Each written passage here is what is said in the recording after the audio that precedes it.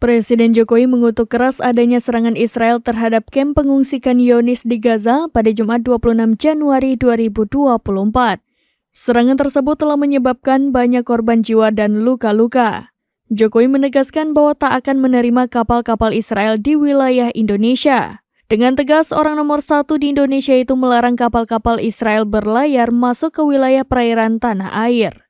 Pelabuhan-pelabuhan Indonesia juga tidak akan digunakan untuk melayani kepentingan Israel. Selain itu, Presiden Jokowi juga mengutuk keras serangan Zionis terhadap kamp-kamp pengungsi di Khan Younis. Pernyataan Perdana Menteri Israel Netanyahu yang menutup adanya solusi negara atau two-state solution pun turut ditentang oleh Jokowi. Menyampaikan ke Menlu untuk terus membawa suara tegas Indonesia dalam mendukung perjuangan bangsa Palestina.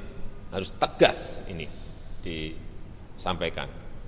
Dan saya menentang keras pernyataan Perdana Menteri Israel Netanyahu mengenai tidak adanya masa depan bagi two-state solution, solusi dua negara. Pernyataan ini sama sekali tidak dapat diterima. Dan saya juga mengutuk keras serangan terhadap kamp pengungsi Khan Younis di Gaza yang telah memakan korban jiwa dan luka-luka.